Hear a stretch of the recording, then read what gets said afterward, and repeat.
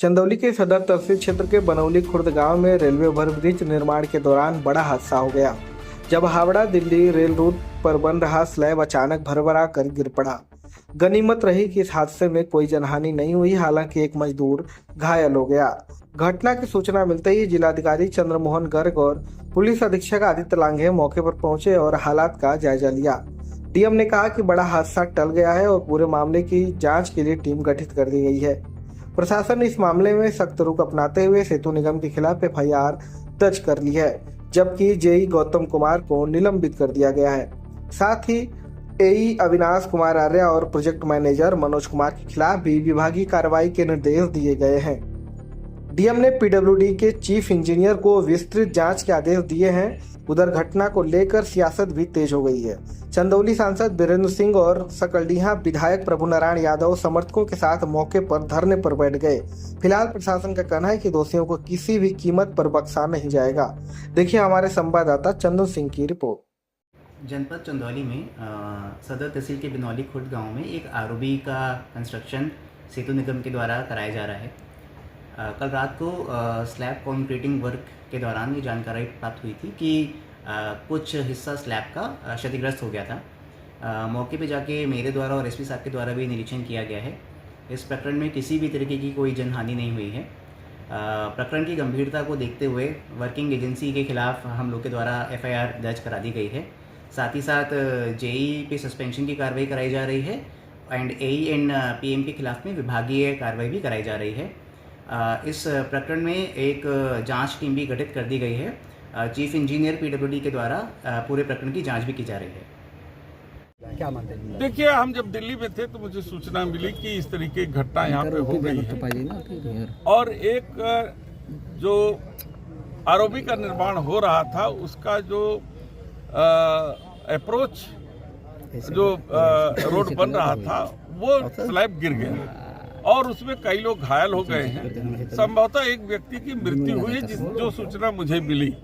मैं सीधे दिल्ली से यहाँ आया, विधायक जी को मैंने फ़ोन किया और जिलाध्यक्ष को फ़ोन किया। हमारे कार्यकर्ता यहाँ पे गए, सीधे हम लोग यहाँ आ रहे हैं और यहाँ पे आने पर एसडीएम महोदय ने ये बताया कि जांच चल रही है। तो जांच कैसे चल रही है? जो अपराधी है उसी के कंप्लेंट पे जांच हो रही है, तो न्याय कैसे मिलेगा? उत्तर प्रदेश की सरकार पूरी तरीके से इस घटना को छुपाने का प्रयास कर रही है और वहां से दबाव है कि इस घटना की लिपापोती कर दिया जाए। लेकिन हम क्षेत्रीय जनप्रतिनिधि हैं, हमारा काम है कि घोटालों की इस तरीके की जो घटनाएं हों उसमें जो शीर्षस्थ पदों पर बैठे हुए लोग हैं, जो घटना के लिए जिम्मेदार हैं, जो घोटाला किए हैं, जिन्होंने कमीशन लिया है, जिन्होंने कामों की गुणवत्ता के साथ कंप्रोमाइज किया है, हम उनके खिलाफ एफआईआर करने के लिए प्रतिबद्ध हैं। इसलिए आज हम और विधायक और कार्यकर्ता सहित यही धरने पर बैठेंगे। तब तक बैठेंगे जब तक एमडी सेतु निगम और जो कार्यदायी संस्था जो पेटी कॉन्ट्रैक्ट पे ली है उसके खिलाफ थाने में एफआईआर दर्ज करके आगे की कार्रवाई नहीं की जाती है, तब तक हम लोग धरने से नहीं उठेंगे। घटना के बाद ठेकेदार या प्रोजेक्ट मैनेजर फरार है, क्या कहेंगे? आपसे भी नहीं मिले? भाई, जो अपराधी होता है अपराध करने के बाद वो रुकता थोड़ी है, वो तो भाग जाता है।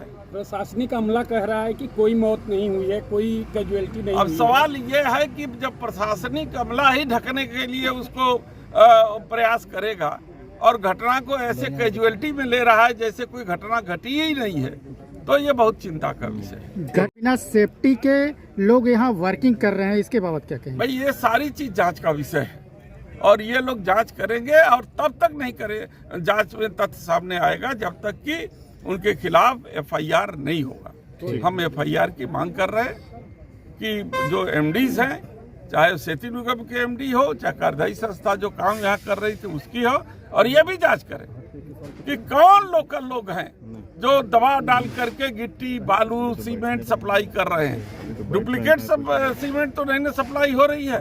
कौन लोग हैं जो इस तरीके के कार्यों में लिप्त हैं? दुर्भाग्य है चंदौली का। चंदौली एक पॉलिटिकल क्षेत्र रहा है, हमेशा पॉलिटिकल क्षेत्र रहा है और यहाँ पे ठेकेदारों को का चयन हो रहा है जनता के द्वारा, ये सोचने और समझने का विषय है।